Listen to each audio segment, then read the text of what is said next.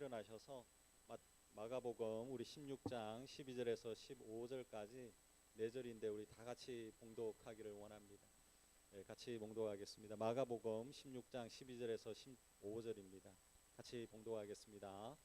그 후에 그들 중 두 사람이 걸어서 시골로 갈 때에 예수께서 다른 모양으로 그들에게 나타나시니 두 사람이 가서 남은 제자들에게 알리었으되 역시 믿지 아니하니라. 그 후에 11 제자가 음식 먹을 때에 예수께서 그들에게 나타나사 그들의 믿음 없는 것과 마음 완악한 것을 꾸짖으시니 이는 자기가 살아난 것을 본 자들의 말을 믿지 아니함이로라. 또 이르시되 너희는 온 천하에 다니며 만민에게 복음을 전파하라. 아멘. 네, 앉아 주십시오. 네, 오늘 함께 나누는 본문의 말씀은 우리 믿고 전해야 할 부활이라고 하는 그 제목으로 함께 말씀을 나누기를 원합니다. 영국의 우리 저널리스트 프랭크 모리슨이 쓴 책이 하나가 있습니다. 이 책의 제목은 누가 돌을 치웠는가라고 하는 책입니다. 근데 이 책이 나온 그 배경이 있는데 원래 여기에 있는 이 저자 그 모리슨이 무신론자였습니다. 예수님을 믿지 않았습니다. 그래서 예수님의 이 부활이 사실이 아니다라는 것을 증명하기 위해서 책을 쓰기 시작을 했습니다. 근데 부활이 사실이 아니다라는 것을 증명을 하면 할수록 결론적으로 예수님이 부활하셨다라는 것을 고백할 수밖에 없었다라는 것입니다. 그래서 여기 있는 그 무신론자 모리슨이 예수님을 믿을 수밖에 없었고 예수님을 영접할 수밖에 없었다라고 고백을 합니다. 그리고 나서 책을 쓴 것이 바로 이 책입니다. 누가 돌을 치웠는가라고 하는 이 책을 쓴 것입니다. 다시 말해서 부활을 증명하는 책을 쓴 것입니다. 처음에는 부활이 없다라는 것을 증명하는 책을 쓰기 위해서 시작을 했지만 마지막에는 부활을 증명하는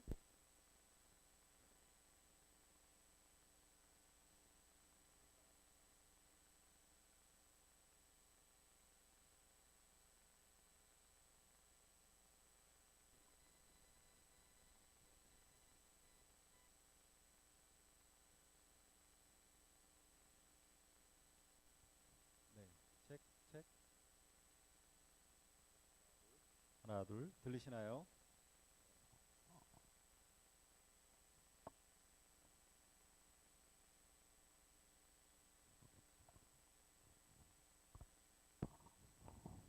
네, 죄송합니다.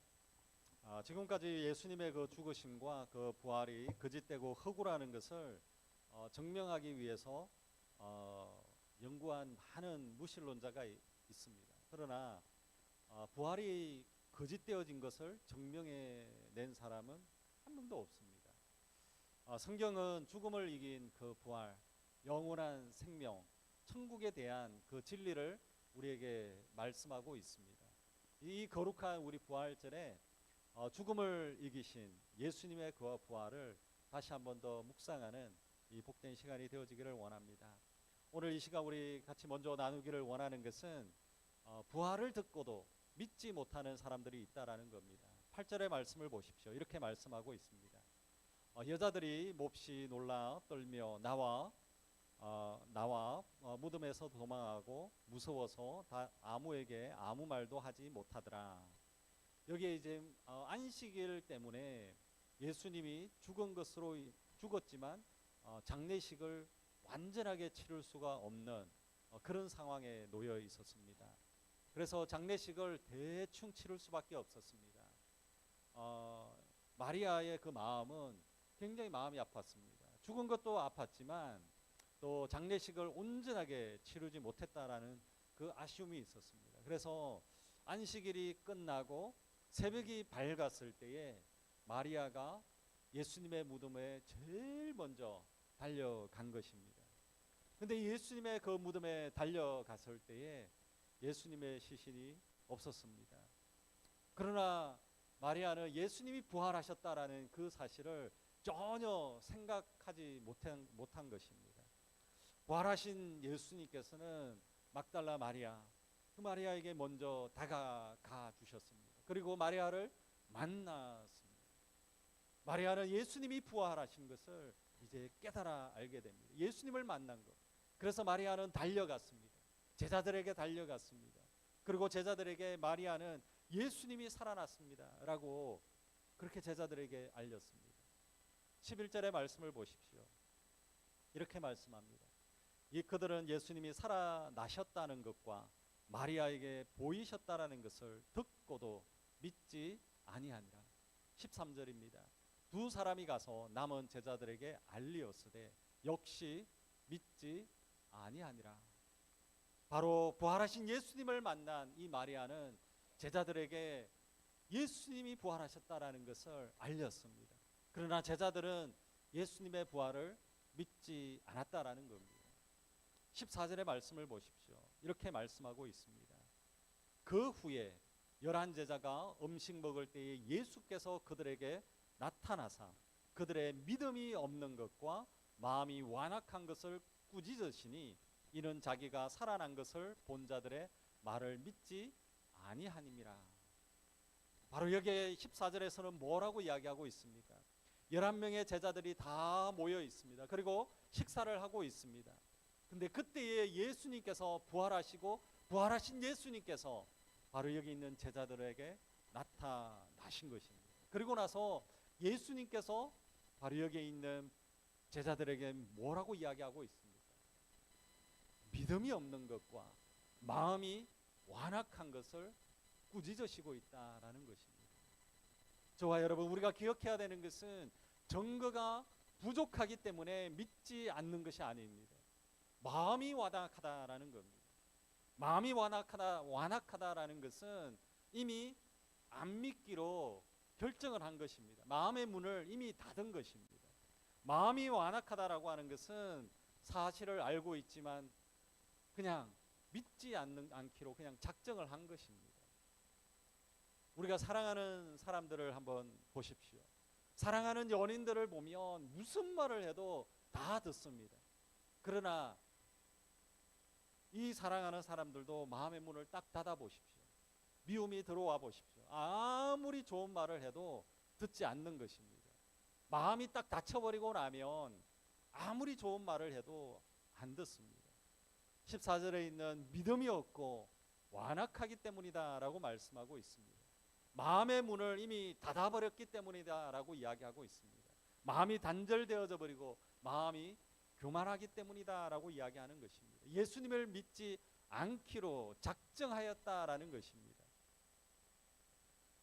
바리새인과 서기관의 그 경우를 한번 보시기를 바랍니다. 이들은 예수님을 십자가에 죽이기로 작정을 했습니다. 바로 바리새인과 서기관들, 이들은 예수님이 메시아라는 것을 믿지 않기로 작정을 한 것입니다.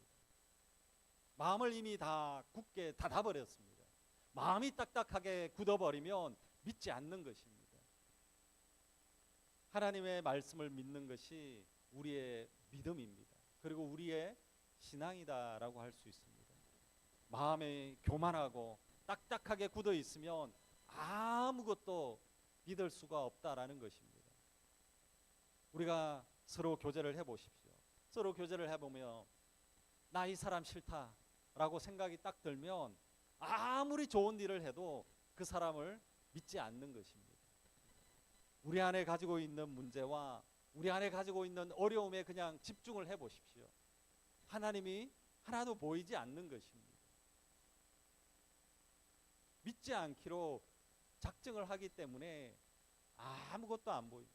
진리가 보이지 않습니다. 길이 보이지 않는 겁니다.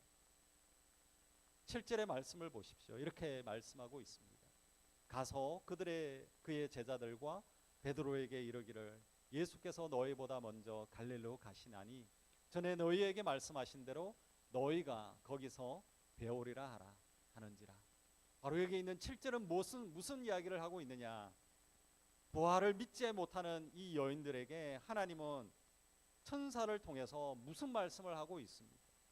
전에 너희에게 말씀하신 대로 너희에게 말씀을 이미 하셨다라는 것입니다. 너희가 갈릴리에서 부활하신 주님을 만나게 될 것이다 라고 이미 말씀해 주신 것입니다. 예전에 부활하실 것을 이미 말씀해 주셨고 말씀대로 부활하신 것입니다. 이미 예수님은 제자들에게 예수님 자신의 죽음과 부활에 대해서도 이미 다 알려주셨습니다. 그런데도 제자들은 그 예수님의 말씀을 완전하게 믿지 않았다라는 것입니다. 우리 출애굽기의 말씀에 보면 애굽에서 노예로 살고 있었던 이스라엘이 있었습니다. 하나님께서 친히 그들을 출애굽을 시켜 주셨습니다. 이때 마지막 10번째 재앙이 있습니다. 10가지의 재앙이 있었는데 이 10번째 재앙을 주실 때에 하나님께서 무슨 말씀을 하셨냐 하면 어린 양의 피를 자기의 집 문설주에다가 문 앞에다가 딱 발라라라는 겁니다. 피를 발라라라는 겁니다. 그러면 살 것이다 라고 말씀을 했습니다. 여러분, 그 말씀에 순종하여서 자기의 집 문설주에 어린 양의 피를 바르면 발란 사람들은 다 살았습니다. 그러나 하나님의 말씀을 알고도 의심하고 에이 이거 발라가지고 살겠어? 이렇게 생각한 사람들은 다 죽었습니다. 하나님을 믿는 우리의 믿음은 의심하면 안 됩니다. 그냥 믿는 겁니다. 하나님께서 독생자 예수 그리스도의 십자가와 부활을 통해서 우리의 죄를 씻어주시고 저와 여러분을 구원해 주셨다라는 겁니다. 그러나 저와 여러분 수없이 많은 사람들이 부활을 믿지 않고 있다라는 것입니다. 그것은 지금 증거가 부족하기 때문에 그들이 믿지 않는 것이 아닙니다. 비이성적이기 때문에 믿지 않는 것이 아닙니다. 비과학적이기 때문에 믿지 않는 것이 아닙니다. 지금은 과학자들이 예수님을 믿고 있습니다. 여러분, 정말로 예수님을 믿지 않는 것은 그냥 마음을 닫아버렸기 때문입니다. 나 예수님 안 믿을래. 그냥 마음이 완악하고 그냥 그렇게 작정을 한 것입니다. 나는 내대로 살겠다라고 이미 마음의 문을 닫아버렸기 때문에 그렇다라는 것입니다. 완악한 마음, 우리 안에 가지고 있는 우리의 이 완악한 마음이 있다면 우리는 주님을 온전하게 보지 못합니다. 이 완악한 마음이 있다면 우리가 기도하시길 바랍니다. 정말로 주님을 믿는 그 믿음으로 나아가는 저와 여러분이 되어지기를 간절히 축원합니다. 여러분 마음의 문을 여시길 바랍니다. 주님, 나는 예수님을 믿기를 원합니다. 나는 하나님을 믿기를 원합니다. 진리가 되어주신 나의 생명이 되어주신 예수님을 이제 한번 믿어보기를 원합니다. 그렇게 마음을 여시기를 바랍니다. 그러면 예수님을 믿게 되어질 줄로 믿습니다. 저와 여러분 정말로 예수님이 부활하신 것을 믿으시기를 바랍니다.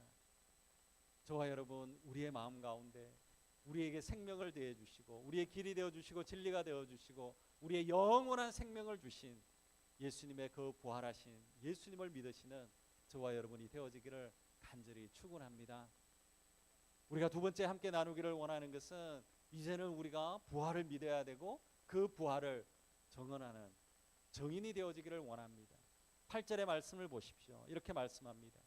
여자들이 몹시 놀라 떨며 나와 무덤에서 도망하여 무서워하여 아무에게 아무 말도 하지 못하더라. 예수님이 로마 병정에게 붙잡히고 처참하게 십자가에 매달렸습니다. 그렇게 되어졌을 때 예수님이 십자가에 매달렸을 때에 제자들은 두려워했습니다. 그리고 문을 잠그고 집에 돌아가서 다 숨어버렸습니다.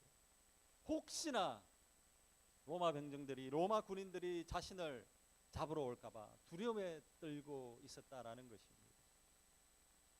문을 꽁꽁 잠그고 두려워했습니다. 바로 이렇게 두려움에 떨고 있었던 이 제자들에게 예수님께서 찾아오신 것입니다. 예수님께서 찾아오셔서 하신 것이 무엇겠습니까?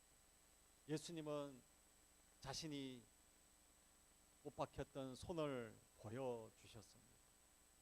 창에 찔리신 옆구리를 보여주셨습니다.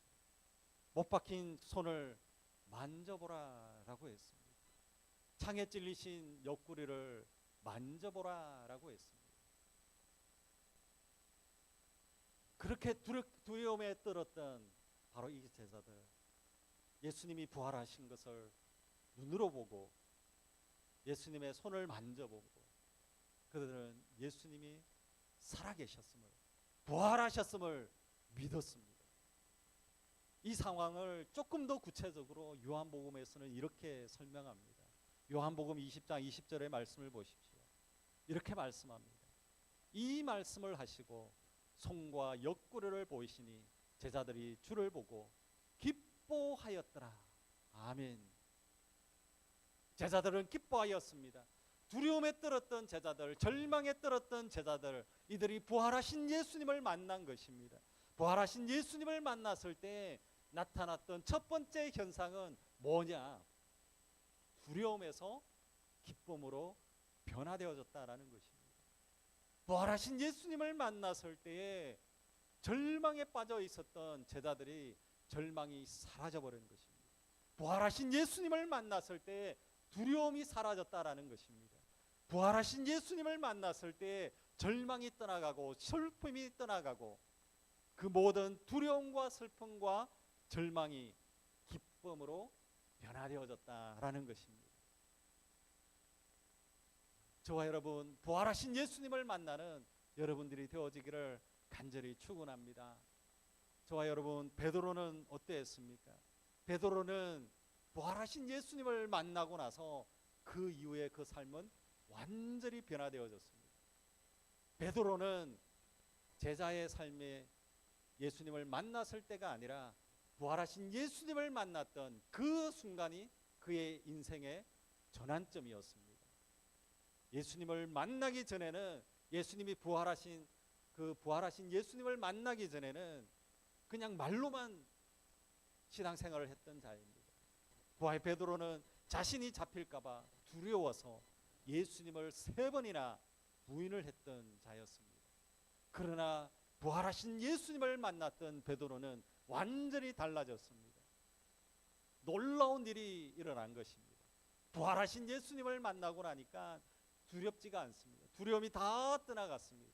부활하신 예수님을 만나니까 담대함이 생겼습니다.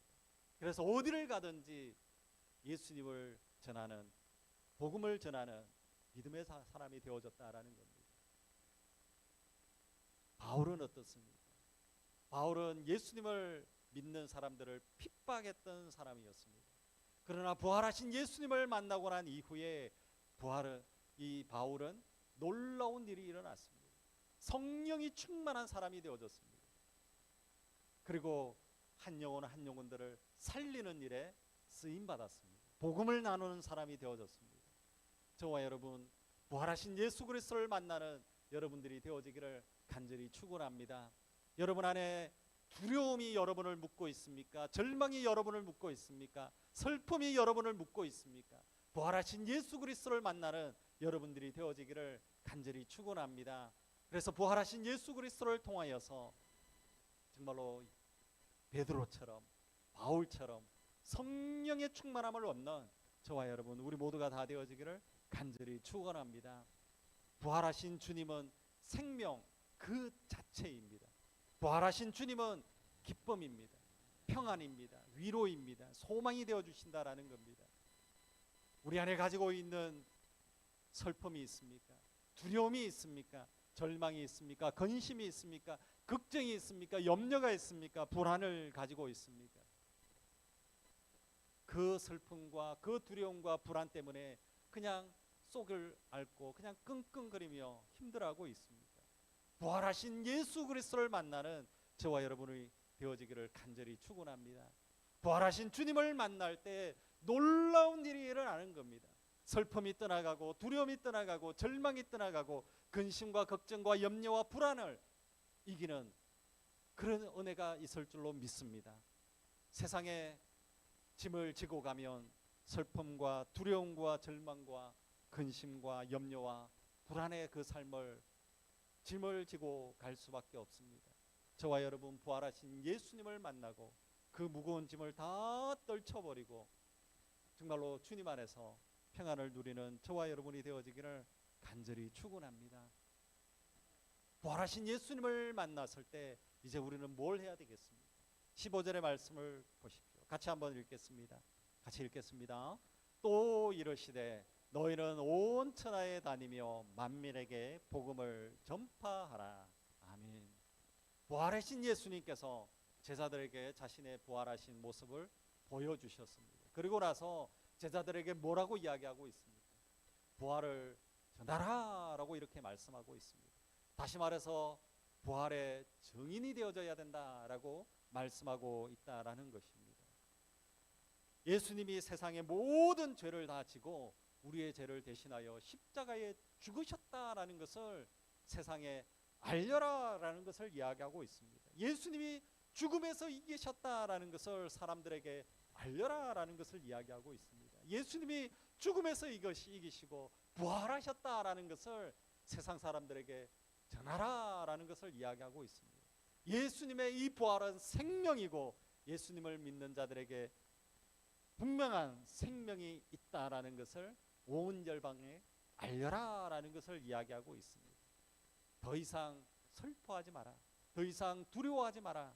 바로 이제는 일어나서 부활을 증언하는 증인이 되라 라고 말씀하고 있다라는 것입니다. 예수님께서 제자들을 만난 이후에 부활하신 예수님께서 제자들을 만나고 부활의 생명을 너희들 꽁꽁 싸매어서 잘 간직해라 이렇게 말씀하지 않았습니다. 너희들만 이 부활의 소식을 잘 가지고 있어라 이렇게 말씀하지 않았습니다. 부활의 이 소식을 전하라 라고 말씀하고 있다라는 것입니다. 저와 여러분, 우리가 세상을 향하여 전해야 될 메시지가 있습니다. 그러나 그 메시지, 세상을 향하여 외쳐야 될 그 메시지는 세상에서 성공하는 법, 세상의 지혜가 결코 아닙니다. 우리가 전해야 될 그 메시지는 세상의 철학이 아닙니다. 문학도 아닙니다. 과학도 아닙니다. 우리가 전해야 될 그 메시지는 어떻게 하면 평안이 질까? 그것도 아닙니다. 우리가 전해야 될 그 메시지는 예수님을 믿으면 복 받을 겁니다. 그것이 아닙니다. 우리가 전해야 될 메시지는 너무나도 명확합니다. 우리가 전해야 될 메시지는 두 가지입니다. 예수님의 죽음과 부활입니다. 이것을 우리는 복음이다라고 말씀하는 것입니다. 저와 여러분, 예수님의 죽으심과 예수님의 부활하심을 온전하게 전하는 저와 여러분이 되어지기를 간절히 축원합니다. 의학계에서는 1928년 놀라운 일이 일어났습니다. 의학계에서는 1928년 알렉산더 플레밍이 페니실린을 발견을 했습니다. 그래서 이 페니실린은 정말로 환자들에게는 복음과 같은 존재였습니다. 왜냐하면 쇠군을 죽이는 페니실린이었습니다. 최초의 항생제였습니다. 이 페니실린이 죽어가던 수없이 많은 군인들을 살렸습니다. 폐렴으로 죽어가는 사람들이 너무나도 많았는데 이 페니실린 때문에 많은 사람들이 살아날 수가 있었습니다. 바로 알렉산더 플레밍은 기적의 치료제 이 페니실린을 온 세상에 알렸습니다. 나만 살아야 되겠다. 이것이 아니었습니다. 수없이 많은 사람들을 살리는 도구가 되어졌습니다. 놀라운 사실은 그렇습니다.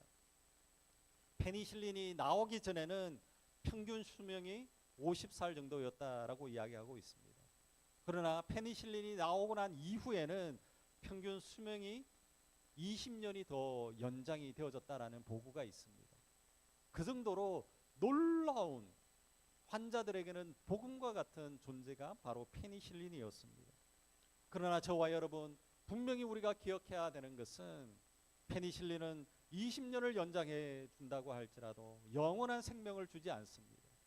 바로 예수님의 그 기적의 그 항생제, 이 기적의 항생제인 그 페니실린은 예수님의 이 부활에 미치지 못하는 겁니다. 영원한 생명을 주지 못하는 것입니다. 페니실린은 정말로 놀라운 치료제가 되어집니다. 그러나 예수님의 그 부활, 예수님은 분명한 인간에게 세균보다 더 악한 존재가 죄의 세균입니다. 이 죄를 다 사하시고 우리에게 영원한 생명을 주시는 완전한 복음의 치료제가 되어 주신다라는 것입니다. 저와 여러분, 예수님의 죽음과 부활은 우리에게 있어서는 기쁜 소식인 것입니다. 우리의 영혼을 살리는 완전한 치료제가 되어 준다라는 것입니다. 저와 여러분을 영원한 생명을 줄 수 있는 것은 예수님의 부활밖에 없습니다. 예수님의 부활을 믿으시는 저와 여러분이 되어지기를 간절히 축원합니다. 그리고 예수님의 그 부활을 나만 간직하는 것이 아니라 온전하게 흘러보내는 저와 여러분이 되어지기를 간절히 축원합니다. 부활을 믿는 믿음이 중요합니다. 그리고 부활하신 예수님의 복음은 우리의 생명을 살리는 복음이 되어주는 것입니다. 모든 세상에 있는 사람들에게 바로 부활하신 예수님의 복음이 반드시 필요하다라는 것입니다. 영원한 생명이 필요한 것입니다. 우리의 남편에게도 필요하고 우리의 아내에게도 필요하고 우리의 친구에게도 예수님의 부활하신 영원하신 생명이 필요한 것입니다. 그리고 온 열방에도 부활하신 예수님의 복음이 필요하다라는 것입니다. 오늘 저와 여러분, 우리에게는 사명이 있습니다. 부활을 증거하라고 하는 그 사명을 우리는 가지고 있는 자입니다. 복음을 간직하고 예수 그리스도의 부활을 잘 간직하고 동일하게 그 복음을 흘러보내는 통로가 되어지는 저와 여러분, 우리 모두가 다 되어지기를 간절히 축원합니다.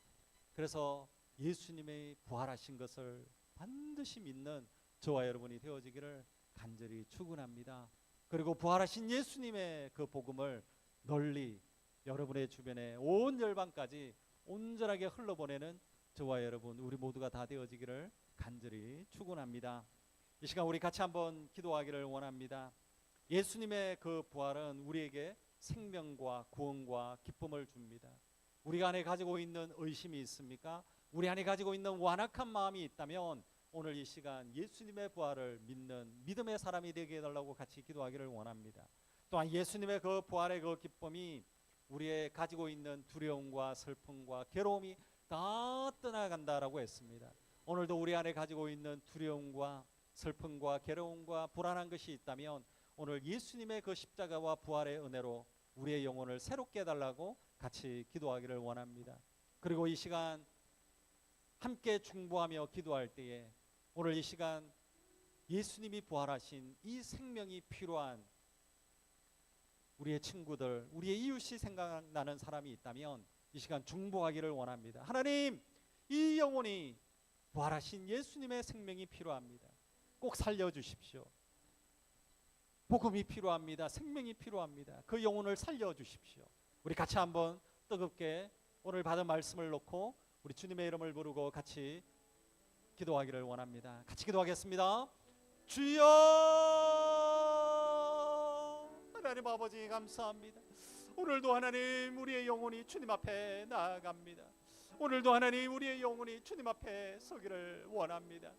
오늘도 하나님 예수님이 부활하신 것을 기억하고 오늘도 우리의 영혼이 주님 앞에서 감사함과 하나님 기쁨으로 나아가는 믿음의 자녀들 다 되어줄 수 있도록 은혜를 다하여 주시고 오늘도 하나님